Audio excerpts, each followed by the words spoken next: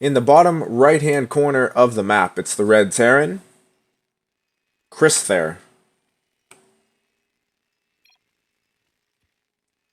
Just gonna call him Chris. And his opponent in the top left, the blue Zerg, Nakamura.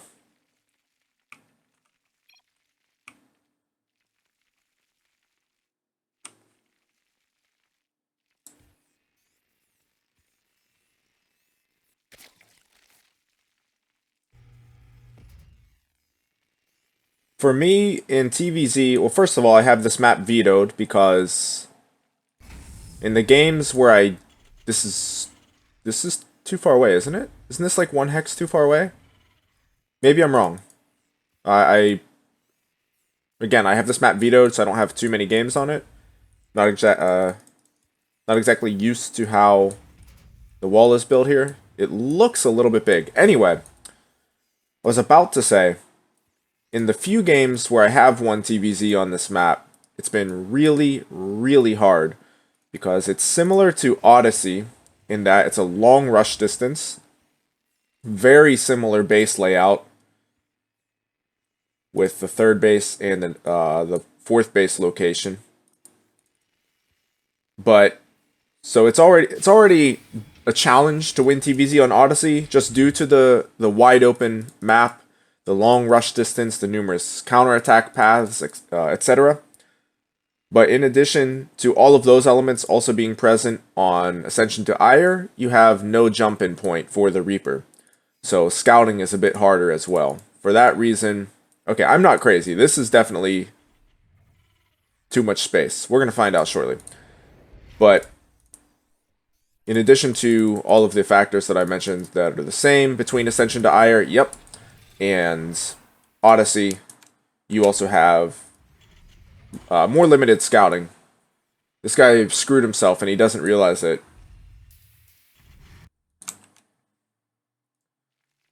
Naka going for his speed. Everything is standard so far. Nothing unusual. Interesting barracks location for Chris. By the looks of it, we're going to get a 2-1-1. Well, I mean, by definition, we're getting a 2-1-1, but by the looks of it, we'll get the stim drop. Should see a tech lab here.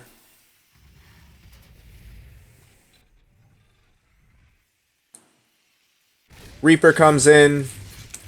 Shouldn't get too much done. Naka still just droning. He is on 4 lings, which is a good amount. The maximum, in a standard game, the maximum that you'll get is 6. The less that you can make and get away with it, the better. So 4, as I said, is a good amount. Some Zergs will even try to get away with no lings and just rely on their queen positioning.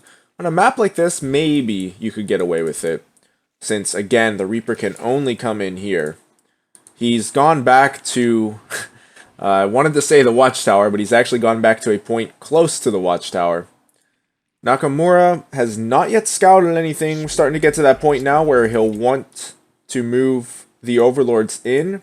3:30 is the ideal timing. Yep, there we go. Almost right on cue there. And that's where this barracks positioning comes into play. It very well could be hidden. Naka electing to skip the Overlord speed now. Or, in this game, rather. Double Evolution Chamber, so totally standard here from Naka. And you could say totally standard here from Chris as well. Seeing this amount of Marines should cue Nakamura to what the build is. He's actually going to be fortunate in that he gets the Zerglings up here too. Momentary block on the starport. Interestingly enough, those lings were destined to get into the base since this wall was a failure from the get-go, but if the Marines were just here, then the lings would not have gotten in, so... Reaper gets a scout on the third base. Everything is very standard so far. No deviations whatsoever on either side. 1-1 coming down for the Zerg.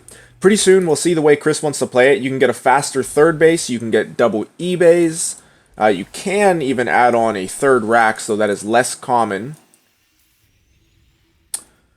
Okay, this is already, this is a deviation that I was talking about. We're actually going to get tanks. I'm not sure what he wants to do with this. Now, on Odyssey, if we're pretending this is Odyssey, there's an area right here where you can drop the tanks and they'll fire on the natural mineral line. And they're really hard to extricate from that position.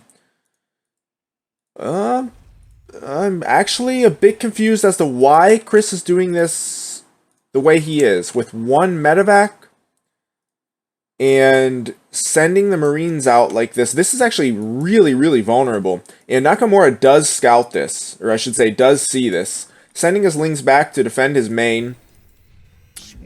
Sees some retreating Marines as well, but as long as he takes care of this, he's going to be in great shape. I definitely have to question Chris's decision, as I said, to push out with just that one medevac and to just rally the Marines across. That was a very, very vulnerable move out. Fortunately for him, Naka did not see those Marines. He only saw one retreating, but Naka did push away that drop without it accomplishing anything. We do have a third base here, pretty close to the location. Double upgrades for Chris, though they are quite a ways behind the upgrades of Nakamura. And this is also pretty interesting in that Chris wants to play Bio Tank instead of Widow Mines, even though he knows that there are a lot of Zerglings out there. Personally, I hate using tanks against Lingbane Muta. On certain maps and in certain positions, they can be really good. But generally speaking, I do not like it. I feel like Lings just close the distance too well and can trigger friendly fire very easily. Nice cancellation there, by the way, by Nakamura. He responded very quickly. Going up to 5 racks here for Chris. Does he have an armory? No, he does not. So actually his 2-2 is going to be a bit late. He needs to start that armory immediately. Nakamura is right on top of his 2-2, as well as his burrow. So Naka's just playing really well, really solidly. He definitely wants to establish that 4th base soon. Since it was canceled here, it's starting to get a little bit late, so it's something to watch out for. It's not a big deal just yet. Lings come in and I was about to say get us around on the Marines, but I think Naka does make the better decision to go for the tanks. Chris lifts them up. Unfortunately for Nakamura, he does lose quite a lot of units there, but he has a second wave coming in, which if they get into the mineral line, they actually would have been able to pick off all of those full energy mules, or full cooldown mules, however you want to call them. That would have been beautiful. But I don't blame Nakamura for backing off, because he could not have known that the army was still out of position over here. So all in all, it was the safer choice for Naka to pull back. 4th base is just now being retaken by Nakamura, and Chris is actually going to try to take a 4th base himself. His SCV should be denied. This may also cue Naka to send in a larger wave of Lings. There's the cancellation. Burrow was revealed there. So if Chris was paying attention, he should realize that Burrow is in play. What's up, Frame Show? Dude, you just missed the best game I ever played. No spoilers. I'm gonna, after I cast this replay, I'll show you. It's a beautiful start to the day on ladder. Anyway, good pressure here again from Chris at the 4th base, and he's actually really far ahead in supply. Looks like that it's entirely in army supply. That's quite surprising. It's very unusual for Terran to be this far ahead at this point in the game. 2-2 is on the way. The good thing for Naka is that his 2-2 actually finished a little while ago, so he is sitting pretty. But he definitely will have to be careful with any incoming attack. At such an army supply deficit, it could be quite difficult to hold. Looks like we've got some overlords being pushed away. They do have speed, but they're being pushed right into another force of Marines. Fortunately, Naka had a lot of room under the cap there, and another denial of the 4th base by Chris. He's doing a really good job of this. Excellent job of this. Unless, of course, he does not focus the base. He does, and actually gets the kill. Just barely gets the kill. I understand Nakamura's reluctance to cancel there because it was so close, but it ends up coming back to hurt him a bit. pretty soon we should start looking for burrowed banelings to be utilized throughout the map. Naka has had burrow for quite a while now. He's getting infestation, the infestation pit. I'm assuming that infestors will be in play shortly thereafter. Could also be for Hive, but I know Nakamura likes his burrowed infestor play. I mean, I think all Zergs do. This is a scary push out, but I think we're going to see the futility of tanks here, especially if they're not sieged up. And that's another problem that I have with tanks, as opposed to Widow Mines. Great job by Nakamura to get in and pick off a few tanks as well as Marines. But tanks, they're clunky. They take much longer to siege than Widow Mines do. It's a lot harder to make them work, especially out in the open. And if you have a Zerg who's on top of his mini-map awareness and just his general map presence, as Nakamura is here, you can get punished really, really hard. Now, I will say, though, that with positioning like this on top of ramps, and firing down here into a choke point, for example, if Chris had pushed up here instead and tried to bait Naka into tank fire, that could have gone really well. I think it was a bit irresponsible of him to just blindly push through here, and again, it was a good job by Nakamura to be on top of his map awareness and to catch Chris out in the open. Yeah, Frameshow, you won't believe this game, man. Just amazing. It's GSL level stuff. I think at this point you can tell that there's a little bit of sarcasm mixed in there, but I'll show you after this cast. In fact, I sent this replay to Nakamura to cast. That's how proud I was of it. I'm building this game up a lot, and you will be disappointed, but you'll like it at the same time, trust me. Bit of a painful move out there with the Mutalisks for Naka. Could have been worse, for sure. Naka does get a scout on the 5th base, and of course he does know about the potential 4th. Did I say 5th? Yeah, this is 5th, and this is 4th down here. Naka is pressing in to the 3rd. Marines coming down from the north. Decent splits. I'm not sure they're good enough, though. Naka did get off a few good Baneling hits, and the Zerglings come in, clean up some supply depots. They did clean up quite a few Marines as well. Naka continuing to pour in, and the Liberators are just kind of wondering what to do. And I honestly don't know what they can do. 5th base will be denied here. Should see a cancellation come down any moment. These Marines are not going to be enough to save it. No cancellation, so that's a kill. And the Mutas, nice job here by Nakamura. The Mutas coming in to hit the 4th base. And let me verify that that is not a floated main. It is indeed a 4th base. Pretty darn greedy, if you ask me, being an orbital command and not a planetary. I'm actually pretty darn surprised that Chris has let this burrowed Zergling remain for as long as he has. He's been trying to take this 4th base for forever. But yeah, I mean, you get caught up in the heat of battle, and it's easy to miss things like that. Oh dear, this could be ugly. If these medevacs end up flying over creep, that could be brutal. Now, Nakamura's Mutalisks are very far away, but these medevacs are so far ahead of the bio that, unfortunately for Naka, as I said, his Mutalisks were really far away. There's no way he could have been able to predict that. But Chris still does not realize, apparently, that there's a burrowed unit there. He's been trying to land this for, well, at least 6 or 7 minutes, and he's actually going to lose the orbital command. That's a tough blow. Great job by Nakamura. I think he's going to lose a lot of the Mutalisks, if not all of them. Looks like not quite all of them.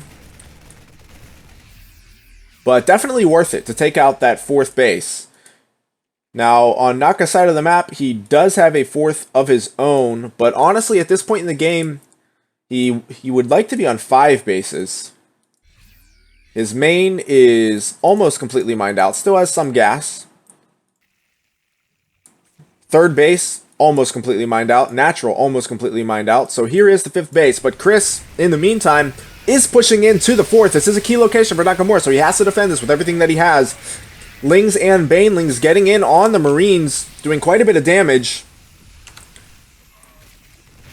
Army supplies are about even. Did he just drop a mule? He He did drop a mule. He actually thinks he has this one?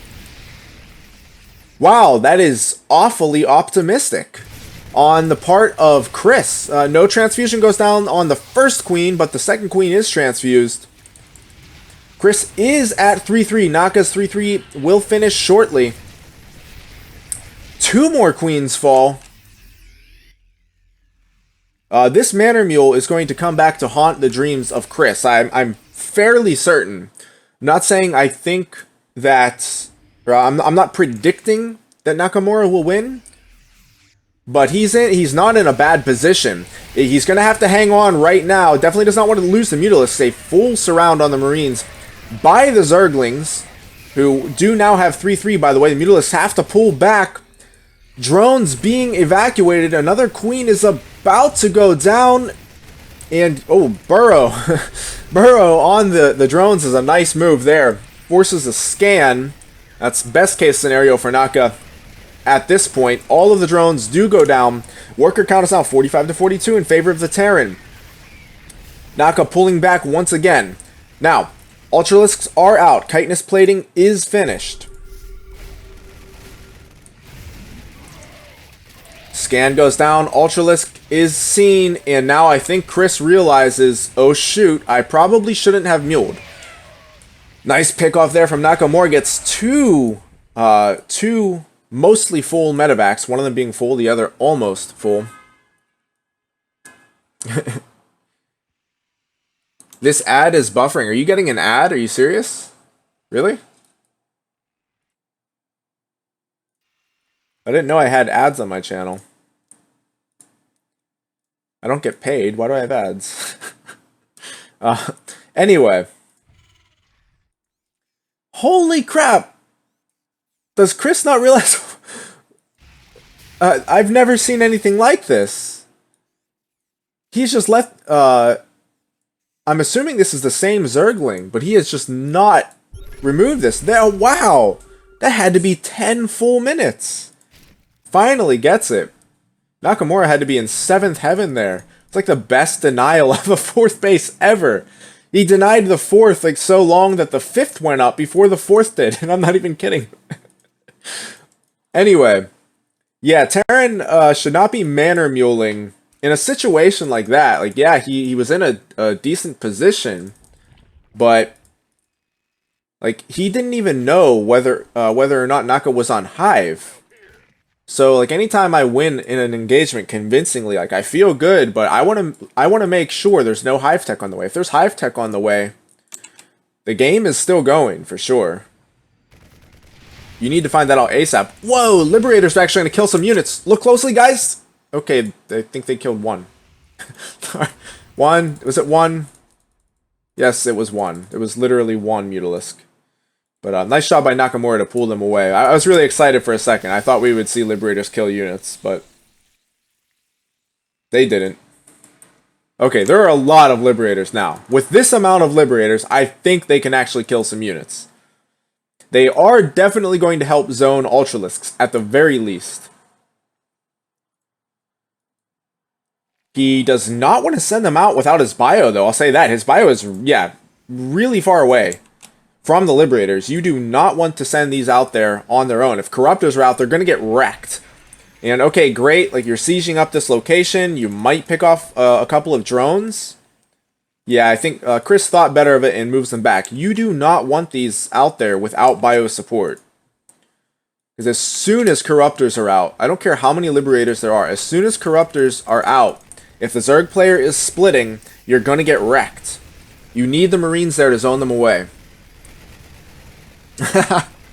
Exactly, Frameshell. My thoughts exactly. Yeah, Liberators do not kill air units unless you make a fatal blunder.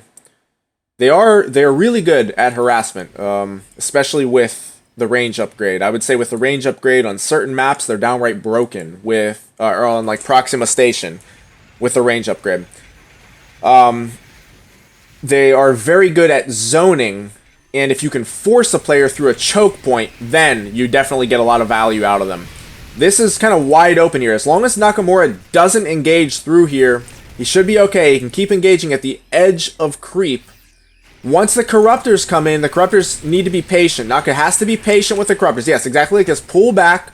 Don't give anything too much up. Yep, bring in the main army to push away the Marines. Keep the Corruptors close by. And the Corruptors need to just start poking in. You poke, take one out, move back. And you rinse and repeat that process. You've got to be really patient with the Corruptors. And as I said, you use the main army to zone away. You use the Ling, Bane, Ultralisk to zone away the Marines while getting the Corruptors in there to pick off the Liberators one at a time. But so this is a scenario where Liberators, especially when you have an obnoxious amount like this, Liberators can be useful. It's for zoning. So we've seen so far they really haven't killed much at all, but they've done a really good job of zoning. This is an unholy amount of Liberators. I will add that as well. 16 freaking Liberators.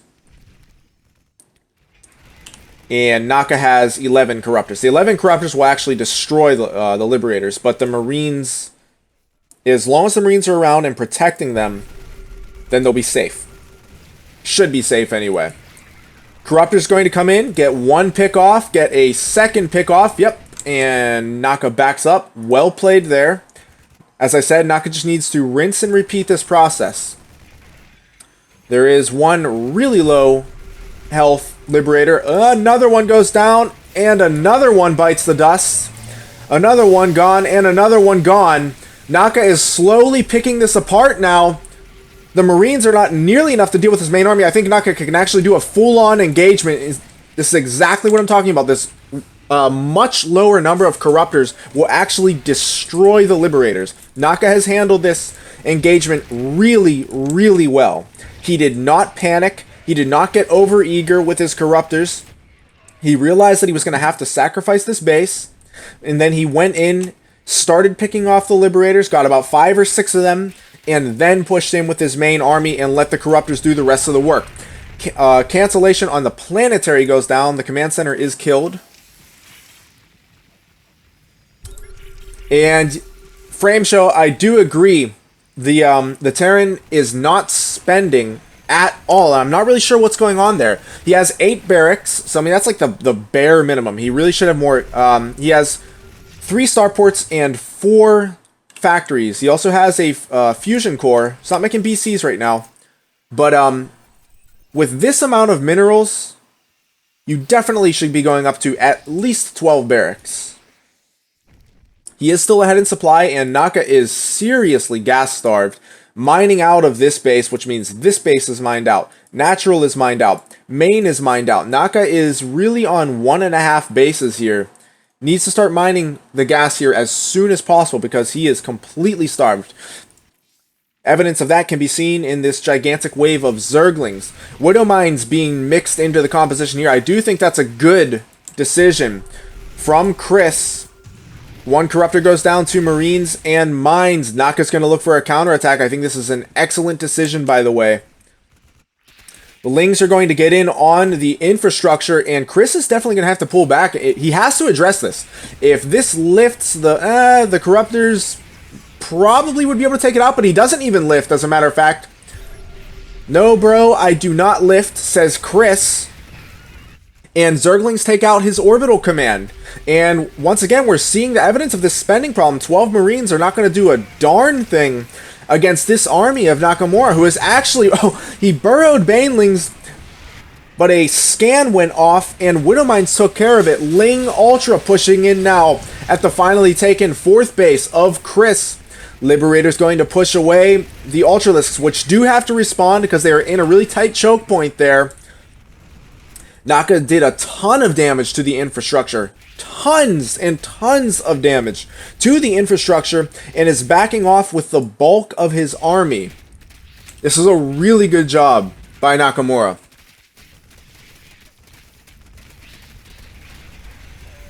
Fusion core goes down. Starports go down. Liberators are not very good against Zerglings, I will say that. They kill them, but there are so many of them. They don't kill them quickly enough. Not that I have a problem with that. If you increase the rate of fire of Liberators, they would be way OP. So it looks like Chris is going to push across the map with everything that he has. He's not too far behind in army supply. Widow Mines with Drilling Claws, mind you, do burrow and get off some really good shots on the Ultralisks. I don't think there are many queens, are there? Okay, there are 6. With this amount of bases, that isn't too many. But if Nakamura gets transfusions down on those Ultralisks, that would be really good. I just don't think his queens are close enough right now. Liberators need to get into defender mode over this choke point, but Naka brings the Corruptors back in. This is the problem I was describing earlier from the Terran perspective.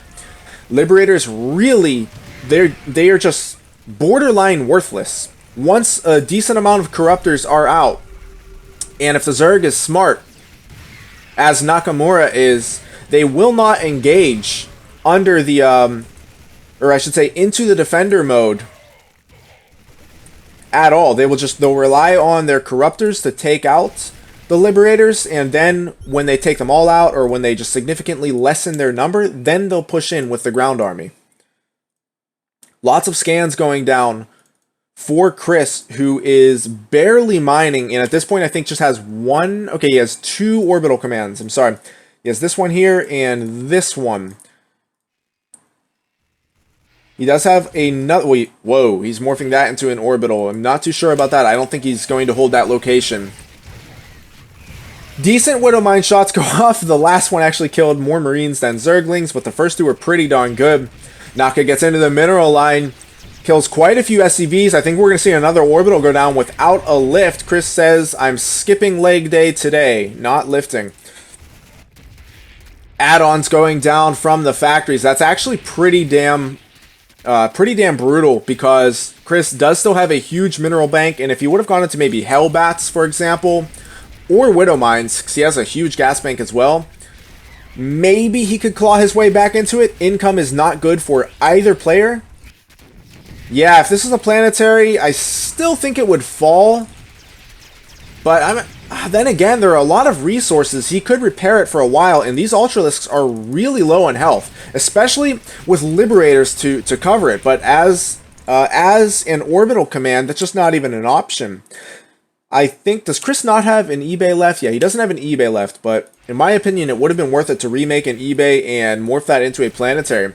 Corruptors are going to come in, take out the remaining Liberators, and honestly, that is basically going to be GG, because now it is essentially mines and Marines against Ultralisks and Zerglings. And that is not going to go in the Terran's favor. Widow Mines do go off on Zerglings. Liberators are in defender mode, but all that does is cue Nakamura to come in with his Corruptors, and Chris, as I thought might be the case, ends up regretting that Manor Mule. GG. Well played by Nakamura. Really nice comeback. Frame show, you prefer ghosts